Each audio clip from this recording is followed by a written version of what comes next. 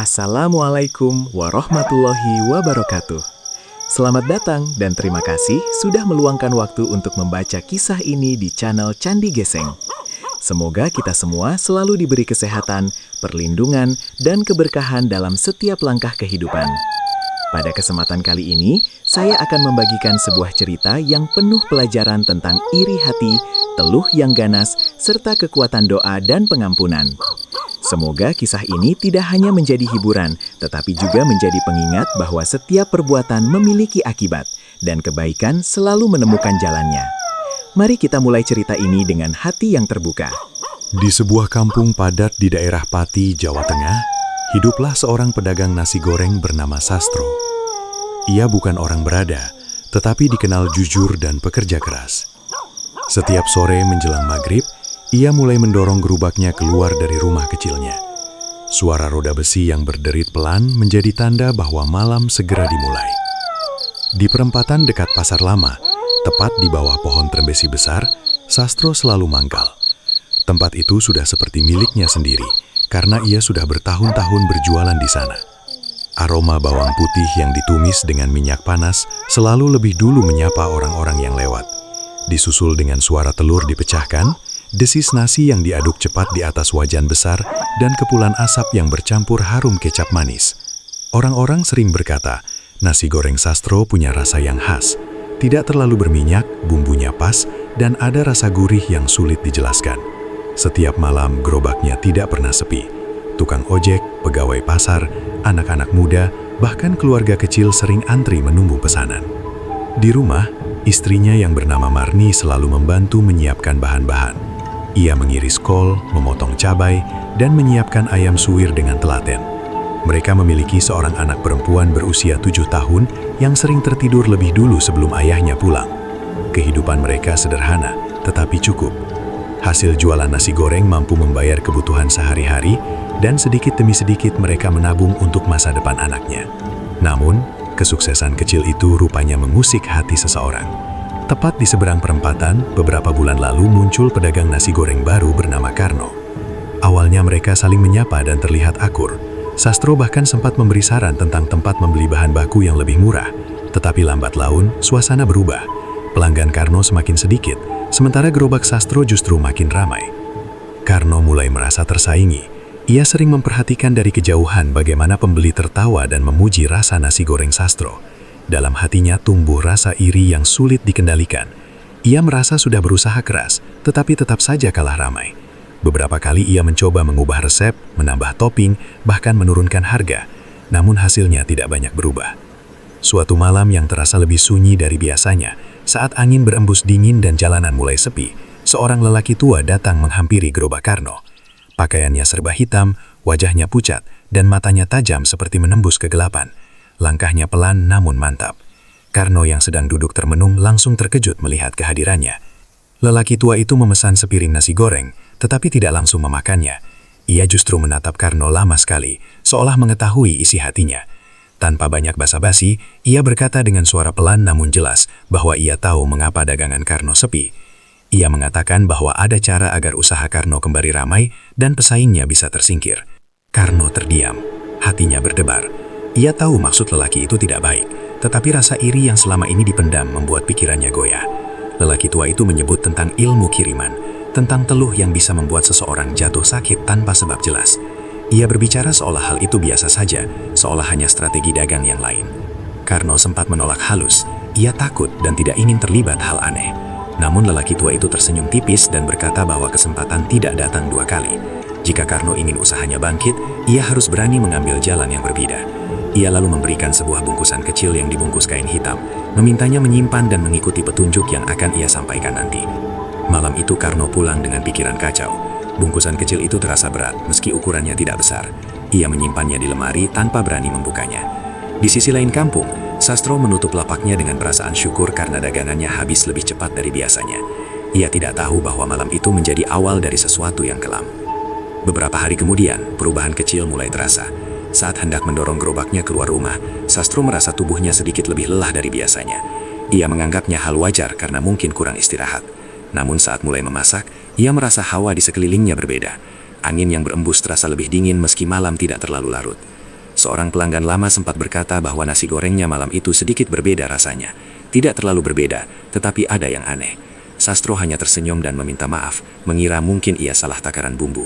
Ia tidak tahu bahwa jauh dari sana, Karno mulai melakukan sesuatu yang tidak seharusnya. Di kamar rumahnya, Karno akhirnya membuka bungkusan kain hitam itu. Di dalamnya terdapat tanah, beberapa helai rambut, dan paku kecil berkarat. Jantung yang berdegup kencang. Ia teringat wajah lelaki tua berpakaian hitam yang kembali menemuinya dan memberi petunjuk dengan bisikan pelan.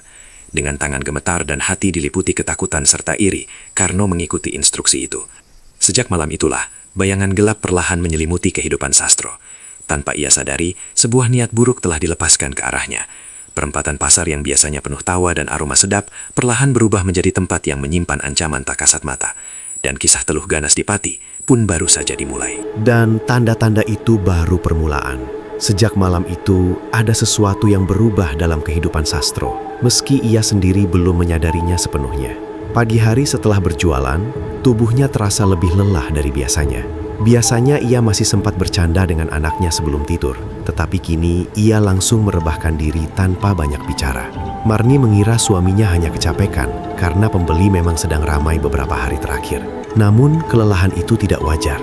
Setiap bangun tidur, badan Sastro terasa berat, seperti dipikul beban besar. Punggungnya pegal, kepalanya sering pusing, dan dadanya terasa sesak-sesak, lalu hilang begitu saja. Ia tetap memaksakan diri berjualan karena itu satu-satunya sumber penghasilan keluarga. Sore itu, saat mendorong gerobaknya keluar rumah, Sastro merasa roda gerobaknya lebih berat dari biasanya. Padahal jalan yang dilalui sama seperti setiap hari. Ia berhenti sebentar, mengatur nafas, lalu melanjutkan langkah. Di sepanjang jalan, ia merasa seperti ada yang memperhatikan. Beberapa kali ia menoleh, tetapi tidak ada siapa-siapa selain anak-anak yang bermain dan ibu-ibu yang mengobrol di teras. Saat mulai memasak di perempatan pasar, angin berembus cukup kencang hingga membuat api kompor beberapa kali hampir padam.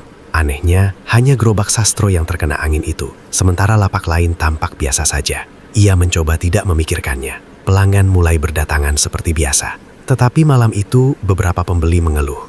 Ada yang berkata nasi gorengnya terlalu asin, ada juga yang bilang rasanya kurang gurih. Sastro terkejut karena ia merasa sudah memasak dengan takaran yang sama seperti biasanya. Bahkan ia selalu mencicipi sedikit sebelum menyajikan. Saat ia mencicipi kembali, rasanya memang sedikit aneh, seperti ada rasa pahit yang samar. Ia pulang dengan hati gelisah. Di rumah, Marni menyambutnya dengan wajar cemas. Ia melihat suaminya semakin pucat. Saat makan malam bersama, Sastro tiba-tiba memegangi perutnya. Rasa panas menjalar dari ulu hati hingga ke tenggorokan. Ia berlari ke kamar mandi dan muntah cukup lama. Yang keluar hanya cairan bening bercampur sedikit lendir. Marni semakin khawatir. Keesokan paginya ia memaksa Sastro pergi ke puskesmas. Dokter memeriksa tekanan darah, suhu tubuh, dan beberapa pemeriksaan ringan lainnya. Hasilnya normal. Dokter hanya menyarankan istirahat dan memberi vitamin. Sastro pulang dengan perasaan bingung. Malam berikutnya gangguan itu semakin terasa. Saat sedang menggoreng nasi, tiba-tiba wajan yang dipegangnya terasa sangat panas, hingga hampir terlepas dari tangannya. Padahal api kompor tidak besar. Ia merasa seperti ada hawa panas menyengat dari dalam wajan. Tangannya sempat melepuh ringan. Pelanggan yang melihat hanya mengira itu kecelakaan biasa. Di sisi lain jalan, Karno memperhatikan dari jauh. Wajahnya terlihat tegang. Setiap kali melihat Sastro memegangi perut atau tampak kesakitan, hatinya berdebar antara puas dan takut. Lelaki tua berpakaian hitam kembali muncul beberapa malam lalu, memastikan bahwa proses sudah berjalan. Ia berkata bahwa teluh itu bekerja perlahan, membuat korban lemah sedikit demi sedikit. Suatu pagi, Marni menemukan sesuatu yang membuatnya merinding. Saat hendak membersihkan gerobak, ia melihat gumpalan tanah, bercampur rambut dan serpihan kecil seperti paku berkarat, tepat di bawah roda gerobak. Benda itu tidak mungkin berasal dari sekitar rumah, karena halaman mereka bersih. Ia memanggil Sastro dengan suara gemetar. Sastro menatap benda itu lama. Hatinya tidak enak. Ia pernah mendengar cerita orang tua dulu tentang teluh dan kiriman benda-benda aneh seperti itu. Namun ia berusaha berpikir logis. Mungkin saja itu hanya sampah terbawa angin. Meski begitu, Marni tetap membuangnya dengan hati-hati sambil membaca doa. Sejak hari itu, mimpi buruk mulai menghampiri Sastro. Hampir setiap malam ia bermimpi berada di perempatan pasar sendirian. Tidak ada pembeli, tidak ada lampu, hanya kegelapan pekat. Di ujung jalan, terlihat sosok hitam berdiri diam. Wajahnya tidak jelas, tetapi matanya merah menyala. Sosok itu perlahan mendekat, tanpa suara. Saat jaraknya semakin dekat, Sastro selalu terbangun, dengan tubuh basah oleh keringat dan nafas terengah-engah. Kondisinya semakin memburuk. Nafsu makannya menurun drastis. Tubuhnya mulai kurus dalam waktu singkat. Beberapa tetangga mulai memperhatikan perubahan itu. Mereka bertanya-tanya, mengapa Sastro yang biasanya ceria kini tampak murung dan lemah. Suatu sore, saat sedang menyiapkan bumbu di jumah, Sastro tiba-tiba merasa seperti ada sesuatu bergerak di dalam perutnya. Rasa nyeri menusuk membuatnya terjatuh. Marni panik dan memanggil tetangga untuk membantu. Namun beberapa menit kemudian, rasa itu hilang begitu saja, seperti tidak pernah ada. Marni mulai yakin ini bukan sakit biasa. Ia teringat benda aneh yang ditemukan di bawah gerobak. Ia juga mulai memperhatikan bahwa setiap kali suaminya berangkat berjualan, selalu ada rasa dingin menyelimuti rumah mereka. Bahkan anak mereka pernah berkata melihat bayangan hitam berdiri di dekat pintu saat malam. Sastro masih berusaha bertahan. Ia tidak ingin usahanya berhenti. Tetapi di dalam hatinya, ia mulai merasa ada sesuatu yang tidak beres. Ia teringat pada Karno yang belakangan jarang menyapa. Tatapan Karno juga terasa berbeda, seperti menyimpan sesuatu. Malam itu, setelah pulang dengan tubuh semakin lemah, Sastro duduk lama di ruang tengah. Ia memandangi gerobaknya dari jendela. Entah mengapa, ia merasa gerobak itu bukan lagi sekedar alat mencari nafkah, melainkan pusat dari sesuatu yang gelap. Angin malam berembus pelan, tetapi terdengar seperti bisikan. Lampu ruang tengah tiba-tiba berkedip beberapa kali sebelum kembali normal. Marni menggenggam tangan suaminya erat-erat. Dalam hatinya tumbuh keyakinan bahwa mereka sedang menghadapi sesuatu yang tidak terlihat, sesuatu yang pelan, namun pasti menggerogoti kehidupan mereka. Dan tanda-tanda itu baru permulaan. Hari-hari berikutnya menjadi semakin berat bagi Sastro. Tubuhnya yang dulu kuat kini seperti kehilangan tenaga. Setiap bangun pagi, ia merasa seolah tidak tidur sama sekali. Kepalanya berat, pandangannya sering berkunang-kunang, dan perutnya terasa panas seperti terbakar dari dalam. Meski begitu, ia tetap memaksakan diri untuk berjualan. Ia tidak ingin keluarganya kehilangan penghasilan. Marni semakin cemas melihat perubahan suaminya. Pipi Sastro mulai tirus, tulang pipinya terlihat jelas, dan lingkar hitam muncul di bawah matanya. Nafsu makannya hampir hilang. Bahkan aroma nasi goreng yang biasanya membuatnya bersemangat, kini justru membuatnya mual. Suatu malam, saat sedang melayani pelanggan, Sastro tiba-tiba terdiam. Tangannya yang sedang mengaduk nasi berhenti di udara. Wajahnya pucat pasi. Seorang pembeli memanggilnya, tetapi ia tidak merespons. Tiba-tiba tubuhnya gemetar dan sendok kayu yang dipegangnya jatuh ke tanah. Ia memegangi perutnya dengan ekspresi kesakitan yang luar biasa. Beberapa orang membantu mendudukannya di kursi plastik. Keringat dingin mengalir deras di dahinya.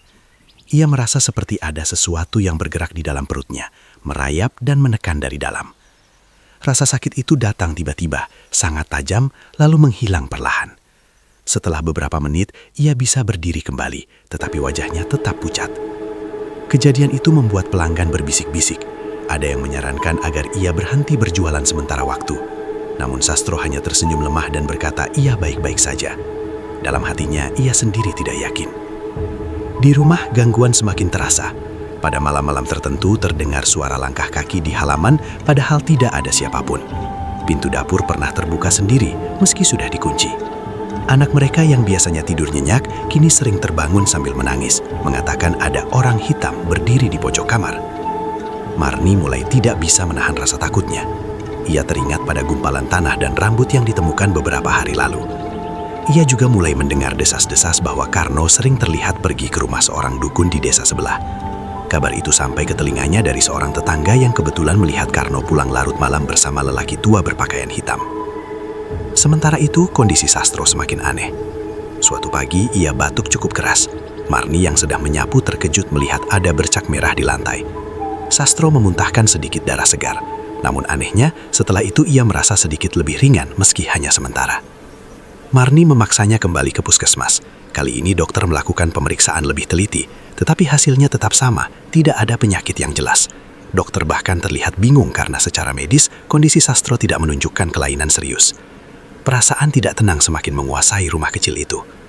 Sastro mulai mengalami mimpi yang lebih mengerikan dari sebelumnya. Ia bermimpi berada di tengah pasar yang sepi. Gerobaknya berdiri sendiri tanpa dirinya. Dari dalam wajan besar muncul asap hitam pekat yang membentuk wajah menyeramkan. Wajah itu tertawa pelan, lalu berubah menjadi sosok lelaki tua berpakaian hitam dengan mata menyala. Dalam mimpi itu, sosok tersebut mendekat dan berbisik bahwa waktunya hampir habis. Sastro mencoba berteriak, tetapi suaranya tidak keluar. Saat terbangun, ia merasa dadanya sesak dan lehernya seperti dicekik sesuatu. Bekas kemerahan sempat terlihat di kulit lehernya, membuat Marni semakin yakin bahwa ini bukan gangguan biasa. Sastro mulai merasa putus asa. Ia bertanya-tanya, siapa yang tega melakukan hal seperti ini? Ia mencoba mengingat apakah pernah menyakiti hati orang lain. Ia selalu berusaha ramah kepada siapapun, termasuk kepada Karno. Namun bayangan Karno yang akhir-akhir ini terlihat murung dan jarang menyapa terus muncul di pikirannya. Suatu sore, ketika sedang duduk sendirian di teras rumah, Sastro melihat sesuatu yang membuat bulu kuduknya berdiri. Di ujung jalan kecil menuju rumahnya, ia melihat sosok tinggi berdiri diam. Tubuhnya gelap, wajahnya tidak jelas. Saat Sastro mencoba fokus melihat lebih jelas, sosok itu menghilang begitu saja, seperti ditelan udara. Ia memejamkan mata dan mengusap wajahnya, mencoba meyakinkan diri bahwa itu hanya halusinasi karena tubuhnya lemah. Namun rasa dingin yang tiba-tiba menyelimuti sekujur tubuhnya terasa sangat nyata. Malam itu menjadi malam terburuk. Saat sedang tertidur, tubuh Sastro tiba-tiba melengkung kaku. Tangannya mencengkram spray kuat-kuat. Dari mulutnya keluar suara arangan panjang yang bukan seperti suaranya sendiri. Marni yang terbangun langsung panik. Ia mencoba membangunkan suaminya, tetapi mata Sastro terpejam rapat dan nafasnya berat.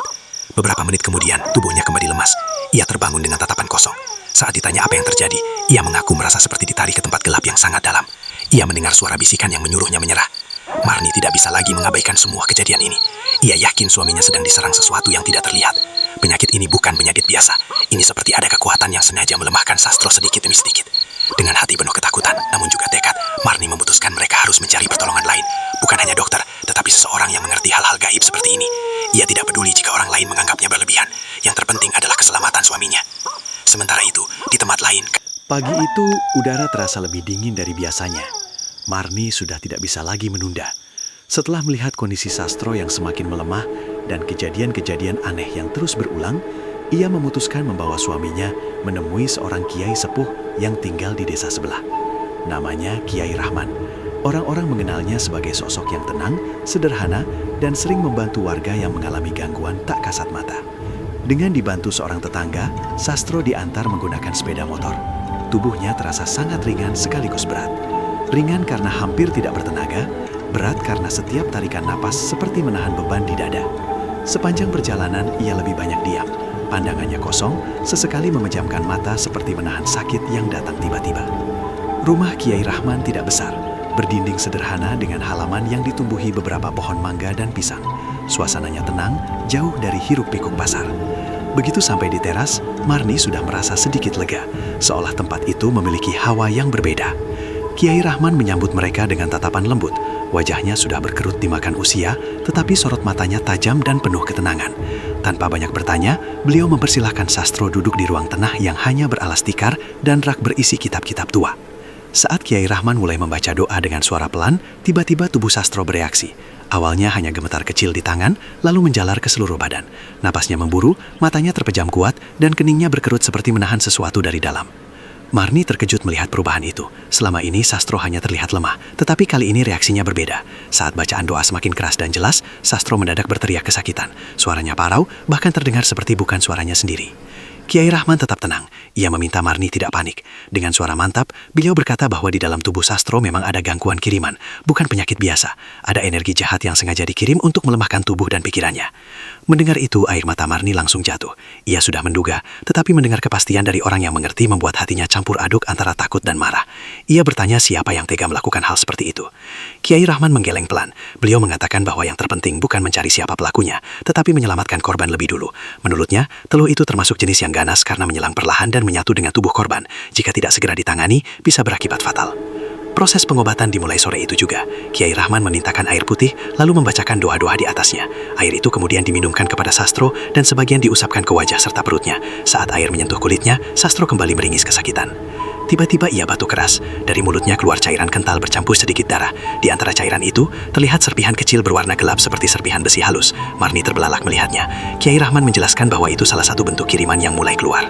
Namun perjuangan belum selesai. Kiai Rahman memperingatkan bahwa biasanya pengirim teluh akan merasakan perlawanan. Jika pengirimnya bekerja sama dengan orang yang paham ilmu hitam, bisa jadi akan ada serangan balasan yang lebih kuat. Malam itu setelah pengobatan pertama, Sastro merasa sedikit lebih ringan. Tubuhnya masih lemah, tetapi napasnya tidak sesak seperti sebelumnya. Untuk pertama kalinya dalam beberapa minggu, ia bisa tidur tanpa mimpi buruk. Marni pun ikut tertidur meski masih diliputi kekhawatiran. Namun di tempat lain, Karno merasakan sesuatu yang tidak biasa. Saat ia hendak tidur, dadanya tiba-tiba terasa panas. Ia bermimpi didatangi lelaki tua berpakaian hitam yang duduk membantunya. Lelaki itu tampak marah. Ia berkata bahwa korban sedang dilindungi dan perlawanan sedang terjadi. Karno terbangun dengan tubuh basah oleh keringat. Ia mulai takut. Ia tidak menyangka bahwa apa yang ia lakukan bisa berbalik menyerangnya. Rasa bersalah mulai muncul, tetapi sudah terlambat untuk sekedar menyesal tanpa bertindak. Keesokan harinya, Sastro kembali dibawa ke rumah Kiai Rahman untuk pengobatan lanjutan. Kali ini reaksinya lebih keras. Saat doa dibacakan, tubuhnya sempat terjatuh dari posisi duduk. Tangannya mencengkram tikar kuat-kuat. Dari mulutnya keluar suara geraman rendah yang membuat bulu kuduk berdiri. Kiai Rahman dengan tegas membaca doa lebih keras. Suasana ruangan terasa berat, seperti ada tekanan di udara. Marni hanya bisa menangis sambil memegang kaki suaminya agar tidak bergerak liar. Beberapa menit yang terasa sangat lama akhirnya berlalu. Tubuh Sastro perlahan tenang, napasnya kembali teratur. Kiai Rahman mengatakan bahwa teluh itu mulai melemah, tetapi belum sepenuhnya hilang. Dibutuhkan beberapa kali pengobatan dan doa yang terus-menerus dari keluarga. Sebelum pulang, Kiai Rahman berpesan agar Sastro untuk sementara waktu tidak berjualan malam hari. Ia juga menyarankan agar rumah mereka sering dibacakan doa dan tetap menjaga pikiran dari rasa dendam, karena menurutnya, kebencian hanya akan membuka celah baru bagi gangguan. Perjalanan pulang terasa berbeda. Meski tubuhnya masih lemah, Sastro merasa ada sedikit harapan. Ia menyadari bahwa selama ini ia hampir menyerah karena merasa sendirian menghadapi sakit yang tidak jelas. Kini ia tahu bahwa ada sesuatu yang memang menyerangnya dan ada pula cara untuk melawannya. Namun jauh di dalam hatinya, muncul satu pertanyaan yang sulit dihindari. Siapa yang tega melakukan ini? Dan apakah orang itu akan berhenti setelah tahu teluhnya mulai dipatahkan? Jawaban atas pertanyaan itu perlahan akan terungkap. Tetapi yang jelas, pertarungan yang sebenarnya baru saja dimulai. Setelah beberapa kali menjalani pengobatan di rumah Kiai Rahman, kondisi Sastro memang sedikit membaik. Wajahnya tidak sepucat sebelumnya, dan rasa sesak di dadanya mulai berkurang. Namun ketenangan itu ternyata tidak berlangsung lama. Gangguan justru berubah bentuk, tidak lagi hanya menyerang tubuhnya, tetapi juga meneror rumah dan keluarganya. Malam pertama setelah pengobatan kedua terasa sangat sunyi. Sastro memutuskan untuk tidak berjualan sementara waktu, mengikuti saran Kiai Rahman. Gerobaknya dibiarkan terparkir di samping rumah. Meski begitu, sekitar tengah malam, terdengar suara dentuman keras dari arah gerobak. Seperti ada yang memukulnya dengan benda berat. Marni terbangun lebih dulu. Ia mengguncang bahu Sastro yang masih lemah. Dengan langkah pelan, mereka mengintip dari balik jendela. Tidak ada siapapun di luar, hanya gerobak yang berdiri diam di bawah cahaya lampu teras. Namun suara itu terdengar lagi, kali ini seperti roda yang digeser sendiri. Sastro memberanikan diri membuka pintu. Angin malam menyambut dengan hawa dingin yang menusuk. Ia berjalan mendekati gerobak. Tidak ada tanda-tanda kerusakan, tetapi posisinya sedikit bergeser dari tempat semula. Padahal sore tadi ia menguncinya dengan kayu penahan roda. Belum sempat ia berpikir panjang, terdengar suara seperti bisikan pelan di dekat telinganya. Sastro langsung menoleh cepat, tetapi tidak ada siapapun. Hanya kegelapan halaman dan pohon pisang yang daunnya bergerak pelan tertiup angin.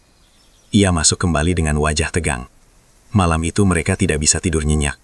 Anak mereka bahkan terbangun sambil menangis, menunjuk ke arah dapur. Ia berkata ada orang tinggi hitam berdiri di dekat kompor. Marni memeluk anaknya erat-erat. Air matanya jatuh tanpa suara. Ia semakin yakin bahwa teluh itu belum benar-benar pergi. Justru mungkin sedang marah karena dilawan. Keesokan harinya, Sastro merasa tubuhnya kembali lemas. Rasa panas di perutnya muncul lagi, meski tidak separah sebelumnya. Ia mencoba tetap tenang dan memperbanyak doa seperti yang diajarkan Kiai Rahman. Namun malam berikutnya gangguan semakin nyata. Sekitar pukul 2 dini hari, terdengar suara piring jatuh dari dapur. Sastro dan Marni terbangun bersamaan. Saat mereka masuk ke dapur, 2 piring tergeletak di lantai dalam keadaan pecah. Rak tempat menyimpannya masih utuh. Tidak mungkin jatuh sendiri tanpa sebab. Belum selesai rasa kaget mereka, lampu dapur tiba-tiba padam. Rumah menjadi gelap gulita. Dalam kegelapan itu, terdengar suara tawa pelan yang sulit dijelaskan dari mana asalnya. Bukan tawa keras, melainkan seperti suara mengejek yang samar namun jelas terdengar. Marni hampir pingsan karena ketakutan. Sastro memegang tangan istrinya erat-erat, meski ia sendiri merasakan bulu kuduknya berdiri. Ia mencoba membaca doa dengan suara bergetar. Perlahan, suara itu menghilang dan lampu kembali menyala. Pagi harinya, mereka kembali mendatangi Kiai Rahman. Setelah mendengar cerita tersebut, Kiai Rahman mengangguk pelan. Beliau mengatakan bahwa ini adalah bentuk perlawanan terakhir dari kiriman itu. Energi jahat yang dikirim tidak terima jika dihentikan begitu saja. Biasanya ia akan mencoba menakut-nakuti agar korban dan keluarganya menyerah. Kiai Rahman kemudian memberikan air doa tambahan dan meminta Sastro serta keluarganya untuk membacakan doa setiap selesai maghrib dan sebelum tidur. Beliau juga memperingatkan bahwa pengirim teluh bisa mulai merasakan dampak dari kegagalan itu. Sementara itu di rumahnya, Karno mulai mengalami kejadian aneh. Ia sering merasa ada yang berdiri di belakangnya saat sedang duduk sendirian. Saat ia menoleh tidak ada siapapun. Tidurnya pun tidak lagi nyenyak. Ia bermimpi dikejar bayangan hitam yang sama seperti yang dilihat Sastro dalam mimpinya. Suatu malam, Karno terbangun dengan napas terengah-engah. Ia merasa dadanya ditekan sesuatu. Saat membuka mata, ia melihat bayangan hitam berdiri di sudut kamar. Sosok itu tidak bergerak, hanya menatapnya. Karno menjerit, dan menutup wajahnya dengan selimat. Saat ia berani membuka mata kembali, bayangan itu sudah hilang. Ketakutan mulai menggerogoti hatinya. Ia teringat pada peringatan lelaki tua berpakaian hitam bahwa teluh bisa berbalik jika gagal. Ia mulai menyadari bahwa apa yang ia lakukan bukan sekedar permainan. Di sisi lain, teror di rumah Sastro belum berhenti sepenuhnya. Meski tidak sekuat malam sebelumnya, masih sering terdengar suara langkah kaki di atap rumah. Kadang terdengar seperti ada yang berjalan bolak-balik. Tetangga tidak mendengar apa-apa, seolah gangguan itu hanya terjadi di rumah mereka. Hari-hari setelah teror di malam hari terasa seperti berjalan lambat bagi Sastro dan keluarganya. Meski kondisi tubuhnya mulai membaik, suasana rumah belum sepenuhnya tenang. Kadang masih terdengar suara aneh, meski tidak sekuat sebelumnya. Namun yang paling terasa adalah ketegangan yang menggantung di udara, seolah ada sesuatu yang belum selesai. Sastro kini lebih banyak diam. Ia sering duduk di teras rumah memandangi gerobaknya yang masih terparkir. Sudah hampir 2 minggu ia tidak berjualan. Kerinduan untuk kembali menggoreng nasi dan melayani pelanggan mulai muncul, tetapi ia menahan diri demi kesehatannya. Di sisi lain, Karno justru mengalami hari-hari yang jauh lebih gelap. Sejak malam ketika ia merasakan panas menyengat di dadanya, hidupnya tidak lagi tenang. Tubuhnya sering menggigil tanpa sebab. Kadang ia merasa seperti ada yang berbisik tepat di telinganya, menyebut namanya dengan suara berat dan serak. Suatu malam, saat ia duduk sendirian di dalam rumahnya, lampu tiba-tiba redup. Udara terasa sangat dingin, meski pintu dan jendela tertutup rapat. Karno mencoba menenangkan diri, tetapi jantungnya berdetak semakin cepat. Tiba-tiba terdengar suara ketukan di pintu depan. Pelan, teratur, namun terasa mengancam. Dengan langkah ragu, ia mendekati pintu dan membukanya sedikit. Tidak ada siapa-siapa di luar, hanya kegelapan malam dan jalan kampung yang sepi. Namun saat ia hendak menutup pintu, suara itu terdengar lagi, kali ini dari belakangnya. Karno membalikkan badan dengan cepat. Di sudut ruang tamu, berdiri sosok lelaki tua berpakaian hitam yang dulu memberinya bungkusan kain. Wajahnya tidak lagi tenang seperti pertama kali bertemu, tatapannya tajam dan dingin. "Apa yang kau lakukan?" Suara lelaki itu berat, seperti menggema di dalam ruangan. Karno gemetar, ia tahu sosok itu bukan datang dengan niat baik. Lelaki itu mengatakan bahwa perlindungan yang diterima Sastro semakin kuat. Doa-doa yang dibacakan telah melemahkan kiriman itu. Jika teluh benar-benar gagal, maka dampaknya akan kembali kepada pengirimnya. Karno jatuh terduduk. Ia mulai menyesal sepenuhnya. Rasa iri yang dulu membakar dadanya kini berubah menjadi ketakutan yang menghancurkan pikirannya. Ia tidak pernah benar-benar ingin mencelakai sampai seperti ini. Ia hanya ingin dagangannya ramai kembali. Lelaki tua itu menghilang secepat kemunculannya. Namun sejak malam itu, gangguan di rumah Karno semakin nyata. Ia sering melihat bayangan hitam berdiri di depan cermin. Saat ia menoleh, bayangan itu masih terlihat meski tubuhnya tidak bergerak. Sementara itu, di rumah Sastro, suasana sedikit lebih damai. Kiai Rahman kembali datang untuk memastikan keadaan. Setelah membaca doa dan memeriksa kondisi Sastro, beliau mengatakan bahwa teluh itu sudah hampir sepenuhnya terlepas. Namun beliau juga mengingatkan bahwa pengirimnya pasti sedang mengalami tekanan batin dan gangguan yang berat. Sastro terdiam lama mendengar itu. Dalam hatinya, ia mulai memiliki firasat tentang siapa yang mungkin terlibat. Ia teringat perubahan sikap Karno sebelum semua ini terjadi, namun ia belum ingin menuduh tanpa bukti. Beberapa hari kemudian, kabar mengejutkan menyebar di kampung. Karno ditemukan pingsan di dalam rumahnya. Tetangga yang mendengar teriakannya segera masuk dan melihatnya tergeletak di lantai dengan wajah pucat dan tubuh menggigil. Ia mengigau ketakutan, menyebut-nyebut bayangan hitam dan api yang membakar dadanya. Kabar itu sampai ke telinga Sastro. Hatinya terasa campur aduk. Di satu sisi, ia merasa apa yang terjadi mungkin akibat dari perbuatannya sendiri. Namun di sisi lain, ia tidak bisa menahan rasa iba. Ia tahu betul bagaimana rasanya diserang tanpa terlihat. Malam itu, Sastro bermimpi untuk pertama kalinya tanpa bayangan hitam. Ia melihat dirinya berdiri di perempatan pasar yang terang benderang. Gerobaknya utuh dan pembeli datang dengan senyum. Tidak ada kegelapan, tidak ada sosok menakutkan. Saat terbangun, ia merasakan dada yang lapang dan tubuh yang lebih ringan dari sebelumnya. Ia sadar bahwa fase terberat hampir berlalu. Namun ada satu hal yang masih menggantung, yaitu kebenaran. Siapapun yang mengirim teluh itu, pasti kini sedang merasakan akibatnya. Keesokan harinya, Karno yang sudah sedikit sadar meminta bertemu seseorang. Dengan suara lemah dan penuh penyesalan, ia meminta tetangganya memanggil Sastro. Permintaan itu membuat warga kampung terdiam. Mereka mulai menghubungkan kejadian-kejadian yang terjadi selama ini. Saat kabar itu sampai ke rumah Sastro, Marni terlihat tegang. Ia takut jika ini hanya tipu daya atau gangguan baru. Namun Sastro memutuskan untuk datang. Bukan dengan amarah, tetapi dengan niat mencari kejelasan. Langkahnya menuju rumah Karno terasa berat. Bukan karena tubuhnya lemah, tetapi karena ia tahu mungkin inilah saatnya kebenaran terungkap. Angin sore berhembus pelan, membawa suasana yang berbeda dari hari-hari sebelumnya. Sore itu langit Pati terlihat mendung, meski tidak turun hujan. Udara terasa berat, seolah membawa sesuatu yang belum selesai. Sastro melangkah masuk ke rumah Karno dengan hati berdebar. Beberapa warga berdiri di luar, berbisik pelan. Tidak ada yang benar-benar tahu apa yang akan terjadi, tetapi semua merasakan ketegangan yang sama. Karno terbaring di ruang tengah dengan wajah pucat dan mata cekung.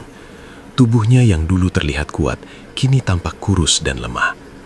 Saat melihat Sastro mendekat, ia mencoba duduk meski tangannya gemetar. "Sastro." Suaranya parau, hampir tak terdengar. Sastro duduk di kursi kayu di sampingnya. Ia tidak berkata apa-apa, hanya menatap Karno dengan wajah tenang. Di dalam hatinya memang ada luka, tetapi ia menahannya. Ia ingin mendengar sendiri kebenaran itu. Air mata Karno jatuh. Dengan napas terputus-putus, ia mengaku bahwa dialah yang meminta bantuan lelaki tua berpakaian hitam. Ia bercerita tentang rasa iri yang membakar hatinya, tentang bungkusan kain hitam berisi tanah, rambut dan paku berkarat, tentang instruksi yang ia jalankan dengan tangan gemetar. "Aku tidak menyangka akan separah ini," katanya lirih. "Aku hanya ingin daganganku ramai kembali. Aku salah, Sastro. Aku salah besar." Ruangan terasa sunyi. Hanya terdengar suara napas berat Karno dan desahan angin dari jendela yang sedikit terbuka. Sastro memejamkan mata sejenak. Semua dugaan yang selama ini ia simpan kini terbukti. Luka batin itu terasa nyata, tetapi ia juga melihat penderitaan di depan matanya. Belum sempat ia menjawab, tiba-tiba Karno menjerit keras. Tubuhnya melengkung kaku seperti ditarik sesuatu dari dalam. Matanya terbelalak, napasnya memburu. Ia memegangi dadanya sambil berteriak kesakitan. Warga yang ada di luar berhamburan masuk. Sastro berdiri kaget. Karno terlihat seperti mengalami serangan hebat. Dari mulutnya keluar suara geraman rendah, mirip suara yang dulu keluar dari Sastro saat diruqyah. Seseorang segera memanggil Kiai Rahman. Beberapa menit kemudian, Kiai Rahman datang dengan langkah cepat, namun tetap tenang. Beliau langsung duduk di samping Karno dan mulai membaca doa dengan suara tegas. Suasana ruangan berubah mencekam. Lampu yang menyala terang tiba-tiba berkedip beberapa kali. Karno berteriak semakin keras. Ia mengaku melihat sosok hitam berdiri di atas tubuhnya, menekan dadanya. Ia meronta, tetapi tidak mampu bergerak bebas. Tubuhnya seperti terkunci oleh kekuatan tak terlihat. Kiai Rahman terus membaca doa tanpa henti. Keringat mulai membasahi dahi beliau, tetapi suaranya tidak goyah. Warga yang menyaksikan hanya bisa berdiam diri dengan wajah tegang. Tiba-tiba terdengar suara benda jatuh dari dapur. Piring pecah dengan keras, padahal tidak ada siapapun di sana. Angin di dalam ruangan terasa berputar, membuat tirai berkibar liar meski jendela hampir tertutup. Karno menjerit untuk terakhir kalinya sebelum tubuhnya terkulai lemas. Suasana mendadak sunyi, lampu kembali stabil, angin berhenti seketika. Beberapa detik terasa seperti waktu yang sangat panjang. Karno masih bernapas, tetapi sangat lemah. Matanya perlahan terbuka. Wajahnya tidak lagi tegang seperti sebelumnya, meski masih dipenuhi ketakutan dan penyesalan. Kiai Rahman menghela napas panjang. Beliau berkata bahwa kiriman itu telah sepenuhnya berbalik. Energi jahat yang dilepaskan tidak berhasil menghancurkan Sastro karena dilawan dengan doa dan kesabaran. Akibatnya, ia kembali kepada pengirimnya dengan kekuatan yang sama. "Ini puncaknya," ujar Kiai Rahman pelan. Setelah malam puncak yang mengguncang rumah Karno, suasana kampung berubah drastis. Tidak ada lagi suara-suara aneh yang menghantui rumah Sastro. Tidak ada lagi bayangan hitam yang muncul di sudut ruangan. Udara terasa lebih ringan, seolah beban yang selama ini menekan telah terangkat. Namun di rumah Karno, suasana justru dipenuhi rasa malu dan penyesalan. Ia terbaring lemah selama beberapa hari. Tubuhnya masih sering menggigil, bukan lagi karena serangan gaib, tetapi karena rasa bersalah yang terus menghantui pikirannya. Setiap kali memejamkan mata, ia teringat wajah Sastro yang pucat dan lemah akibat perbuatannya. Warga kampung mulai mengetahui kebenaran. Pengakuan Karno tersebar cepat. Banyak yang kecewa dan marah. Tidak sedikit yang menganggap perbuatannya tidak bisa dimaafkan. Beberapa pelanggan lamanya berhenti datang. Gerobaknya yang biasanya mangkal di seberang jalan kini dibiarkan kosong tanpa aktivitas. Karno merasakan sendiri akibat dari perbuatannya. Bukan hanya tubuhnya yang sakit, tetapi juga harga dirinya runtuh. Ia tidak lagi berani keluar rumah. Setiap suara langkah di depan rumah membuatnya cemas. Ia takut menghadapi tatapan orang-orang yang mengetahui kesalahannya. Sementara itu, Sastro perlahan mulai pulih sepenuhnya. Tubuhnya kembali berisi, nafsu makannya membaik. Senyumnya yang lama hilang kini mulai kembali terlihat. Meski begitu, ia masih menyimpan bekas trauma. Kadang saat malam terlalu sunyi, ia teringat masa-masa sulit yang hampir merenggut nyawanya. Suatu pagi, Kiai Rahman datang berkunjung ke rumah Sastro. Beliau tersenyum melihat perubahan kondisi Sastro yang jauh lebih baik. Setelah berbincang sejenak, beliau berkata bahwa semua yang terjadi adalah pelajaran besar. Balasan itu bukan karena doa untuk mencelakai, ujar Kiai Rahman pelan, tetapi karena hukum sebab akibat. Apa yang dilepaskan dengan niat buruk akan kembali jika tidak dilandasi kebaikan. Kata-kata itu terngiang lama di pikiran Sastro. Beberapa hari kemudian, Sastro memutuskan untuk kembali berjualan. Sore itu ia mendorong gerobaknya menuju perempatan pasar dengan langkah yang lebih mantap. Banyak warga menyambutnya dengan senyum hangat. Beberapa bahkan sengaja datang lebih awal untuk memberi dukungan. Aroma bawang putih yang ditumis kembali memenuhi udara. Suara nasi yang diaduk di wajan terdengar seperti musik yang lama dirindukan. Malam itu, pembeli berdatangan lebih ramai dari biasanya. Banyak yang sengaja datang bukan hanya untuk makan, tetapi untuk menunjukkan simpati.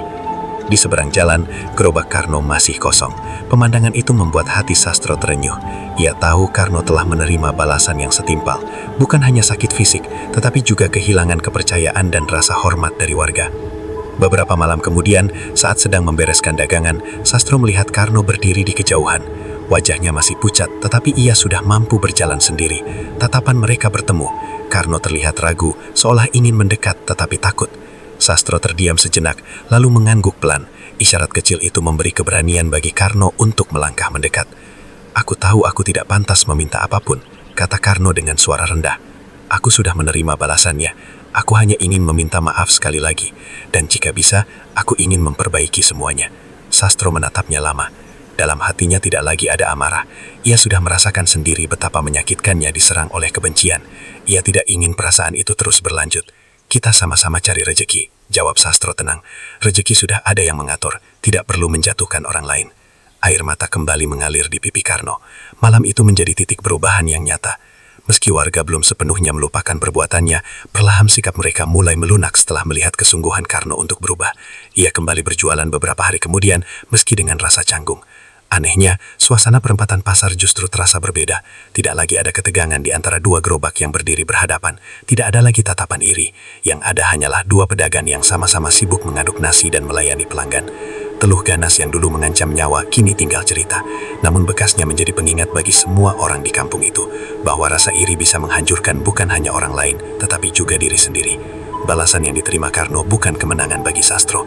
Justru itu menjadi cermin bahwa setiap tindakan memiliki akibat. Dan malam-malam panjang yang penuh teror kini telah berganti dengan kesibukan sederhana yang penuh syukur.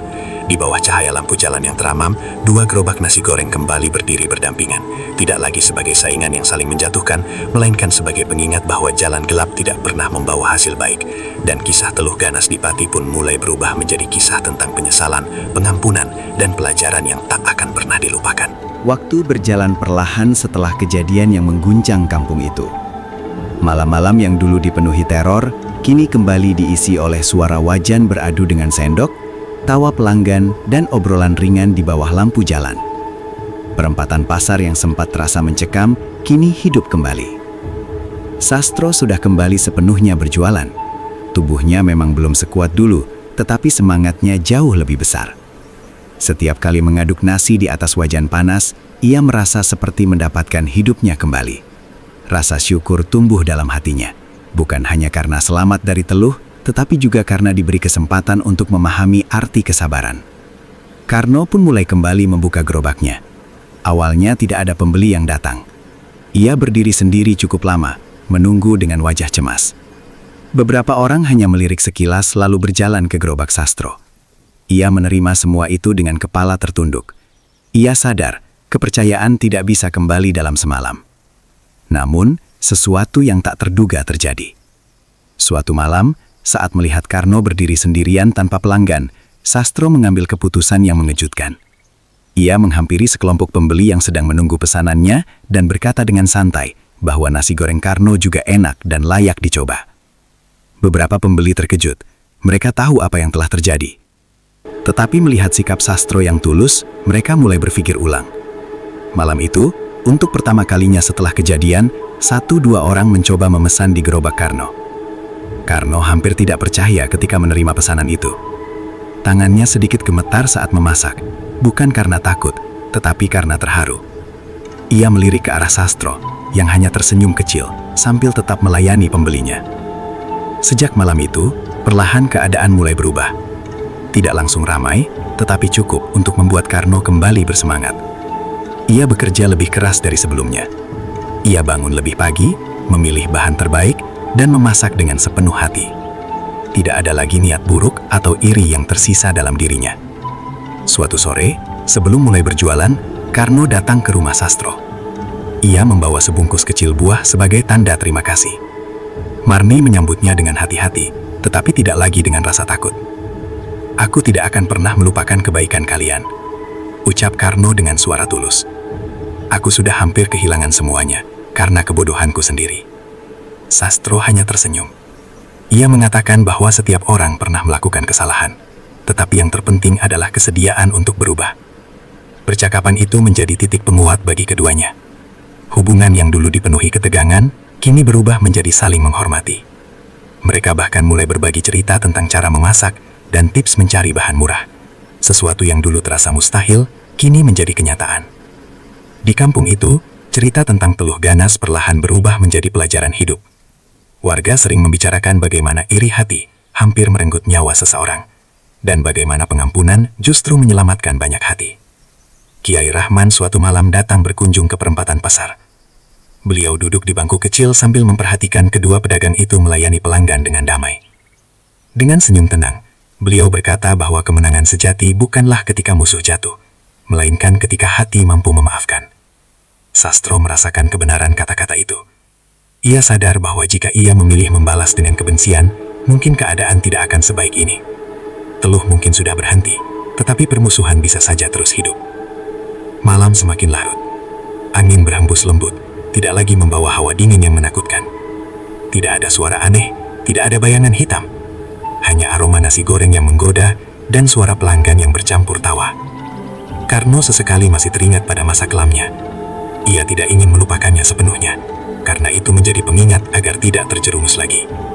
Ia belajar bahwa rezeki tidak akan tertukar, dan jalan pintas yang gelap hanya membawa penderitaan. Anak Sastro yang dulu sering menangis karena melihat bayangan hitam, kini kembali ceria. Ia bahkan kadang bermain di sekitar gerobak ayahnya saat sore hari. Melihat itu, hati Sastro terasa penuh. Pengampunan yang diberikan bukan hanya menyembuhkan hubungan antara dua pedagang, tetapi juga menyembuhkan luka batin yang tersisa. Kampung kecil di Pati itu kembali menjadi tempat yang hangat dan damai. Dan dari kisah yang hampir berakhir tragis, tumbuh sebuah pelajaran besar, bahwa kebencian bisa menghancurkan dalam sekejap, tetapi kebaikan membutuhkan keberanian yang jauh lebih besar. Namun justru keberanian itulah yang membawa damai. Malam itu, di bawah cahaya lampu jalan yang sederhana, dua gerobak nasi goreng berdiri berdampingan tanpa jarak, bukan lagi sebagai simbol persaingan, melainkan sebagai bukti bahwa pengampunan mampu menguatkan lebih dari apapun. Beberapa bulan telah berlalu sejak malam puncak yang mengguncang kampung itu. Kini suasana benar-benar berbeda. Perempatan pasar kembali ramai seperti sedia kala. Lampu jalan yang dulu terasa suram, kini justru menjadi saksi kehidupan yang hangat dan penuh tawa. Sastro berdiri di belakang gerobaknya dengan wajah yang jauh lebih segar. Tubuhnya sudah kembali kuat. Tangannya lincah mengaduk nasi di atas wajan besar, api kompor menyala stabil, dan aroma bawang putih yang digoreng menyebar ke seluruh sudut jalan. Setiap kali kepulan asap naik ke udara, ia merasa seperti sedang melihat masa lalunya yang perlahan menghilang bersama bayangan gelap yang pernah menghantuinya. Di seberang jalan, Karno juga sibuk melayani pelanggan. Kini tidak ada lagi rasa iri yang mengendap di matanya. Yang terlihat hanyalah kesungguhan dan rasa syukur. Ia tidak lagi memandang gerobak Sastro sebagai ancaman, melainkan sebagai pengingat atas kesalahan yang pernah ia perbuat. Hubungan mereka berubah sepenuhnya. Kadang jika salah satu kehabisan telur atau cabai, mereka saling meminjam tanpa canggung. Tawa kecil sering terdengar di antara keduanya saat pembeli sedang sepi. Warga yang dulu sempat menyaksikan ketegangan kini merasa lega melihat kedamaian yang tumbuh. Sastro sendiri banyak merenung selama masa pemulihannya. Ia menyadari bahwa hidup tidak pernah lepas dari ujian. Ujian itu bisa datang dari luar, seperti teluh yang menyerangnya, atau dari dalam diri manusia sendiri, seperti iri hati yang menguasai Karno. Namun pada akhirnya, yang menentukan bukanlah seberapa berat ujian itu, melainkan bagaimana seseorang menyikapinya. Suatu malam, setelah dagangan hampir habis, seorang pelanggan lama berkata bahwa rasa nasi goreng Sastro semakin enak dari sebelumnya. Sastro hanya tersenyum. Dalam hatinya, ia tahu bahwa rasa itu mungkin bukan hanya berasal dari bumbu, tetapi juga dari hati yang kini lebih tenang. Di rumah, Marni juga merasakan perubahan besar. Ia tidak lagi dihantui ketakutan setiap malam. Anak mereka kembali ceria, tidak lagi terbangun karena mimpi buruk. Rumah kecil itu terasa lebih hangat dan penuh rasa syukur. Karno pun mengalami perubahan batin yang mendalam. Ia sering datang ke rumah Kiai Rahman untuk meminta nasihat. Ia ingin benar-benar memperbaiki dirinya. Ia tidak ingin lagi mengambil jalan pintas yang gelap. Ia belajar bahwa rezeki sudah diatur dan tidak akan tertukar. Jika memang sudah menjadi bagian seseorang, tidak ada yang bisa merebutnya dengan cara apapun. Suatu sore, Karno berdiri di samping Sastro sebelum mulai berjualan. Ia berkata dengan suara pelan namun penuh keyakinan, "Aku dulu buta karena iri. Sekarang aku sadar, yang membuat daganganmu ramai bukan cuma rasanya, tetapi juga sikapmu pada orang." Sastro menepuk bahu Karno pelan. "Kita semua pernah salah, yang penting kita tidak mengulanginya." Kata-kata itu sederhana, tetapi maknanya dalam.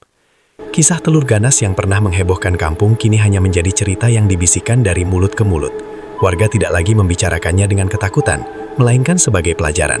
Mereka menyadari bahwa kebencian bisa tumbuh di mana saja, bahkan di antara orang-orang yang hidup berdampingan setiap hari. Pada suatu malam yang cerah, langit dipenuhi bintang. Angin berembus lembut membawa aroma nasi goreng yang menggoda. Dua gerobak berdiri berdampingan di bawah cahaya lampu jaan. Pelanggan datang silih berganti. Ada yang duduk di bangku plastik, ada yang membawa pulang pesanan. Sastro memandang sekelilingnya dengan hati yang penuh. Ia pernah hampir kehilangan semua ini, keluarga, usaha, bahkan nyawanya.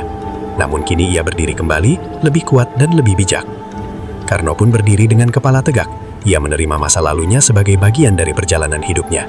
Balasan yang pernah ia rasakan bukanlah hukuman semata, melainkan peringatan agar ia tidak lagi tersesat. Malam semakin larut, Sastro mulai membereskan gerobaknya. Sebelum pulang, ia menatap perempatan itu sekali lagi. Tidak ada lagi bayangan hitam, tidak ada lagi rasa dingin yang menakutkan.